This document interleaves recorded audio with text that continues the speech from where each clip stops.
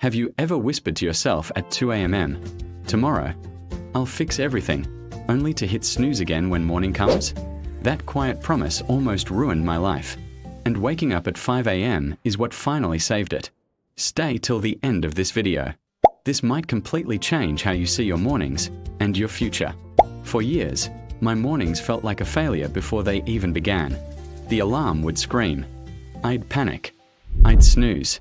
By the time I finally stood up, the world already felt loud, rushed, and ahead of me.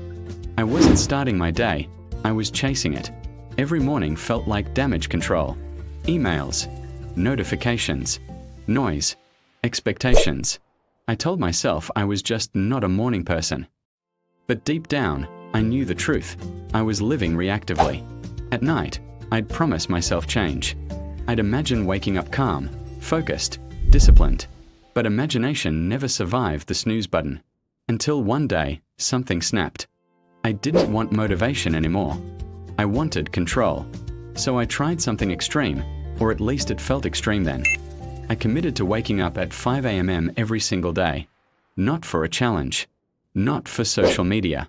But because I was tired of feeling behind in my own life. The first thing I changed wasn't my discipline. It was my alarm. I stopped waking up to loud, aggressive sounds that shocked my nervous system. Instead, I bought a sunrise alarm clock. It slowly filled my room with light, like the sun rising just for me. My body stopped panicking. My brain stopped fighting the morning.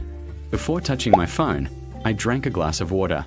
Sometimes with lemon, sometimes plain. After 7 or 8 hours of sleep, your body is dehydrated.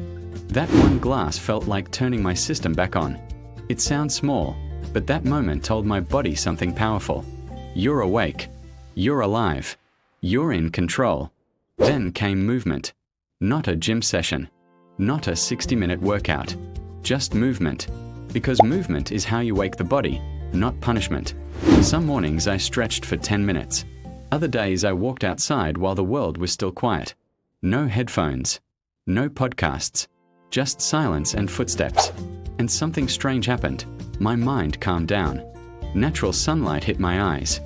My body stopped producing melatonin. Energy replaced grogginess. For the first time, I wasn't rushing into life. I was entering it. By 5:45 a.m., the world was still asleep. And I was finally still too. No phone. No noise. Just breathing. At first, meditation felt useless. My thoughts were loud. My mind wouldn't shut up. But after a few weeks, I noticed space. Space between thoughts. Space before reactions.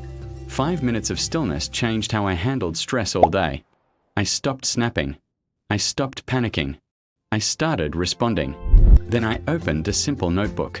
Nothing fancy. I wrote 3 things: what I'm grateful for, how I feel, what matters today. That's when I realized something scary. Most of us live on autopilot. Scrolling, reacting, surviving. Journaling put me back in the driver's seat.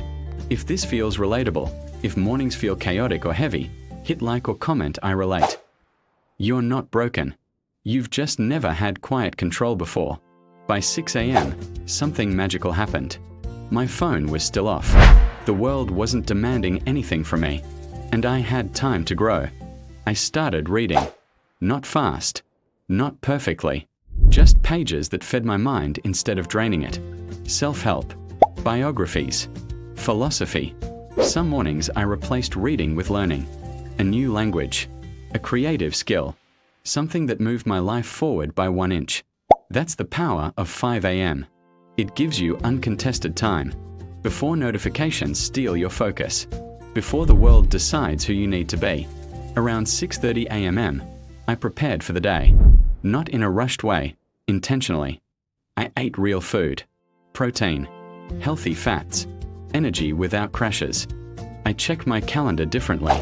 Not asking, how do I survive today? But asking, what actually matters today? 1 priority. 1 win. Then I closed my eyes for 30 seconds. I visualized myself calm under pressure. Focused in chaos. Creating instead of reacting.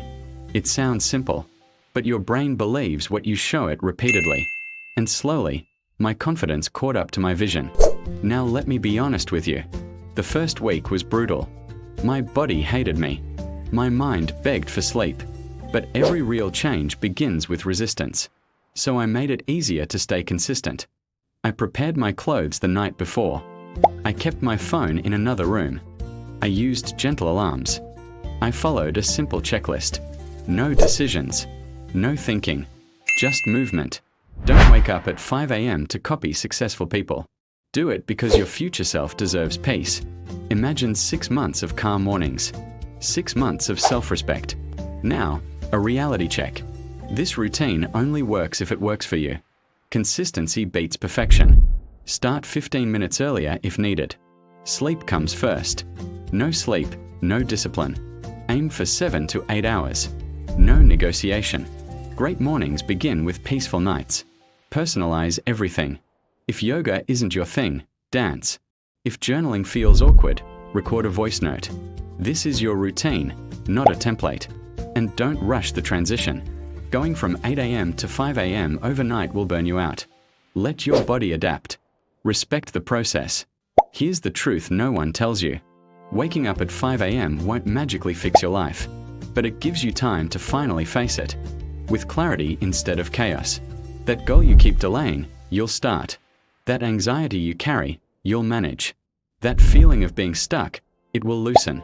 Because you're no longer reacting. You're choosing. So here's your challenge. Don't watch this and forget it. Tomorrow, start small. Wake up 30 minutes earlier. Drink water. Move your body. Breathe. Reflect. This is your time. Before the noise. Before notifications.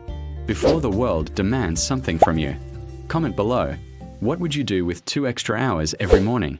If you're ready to take control of your day, hit like and subscribe. I'll be here with you every step of the way. Your life isn't waiting. It's 5 a.m.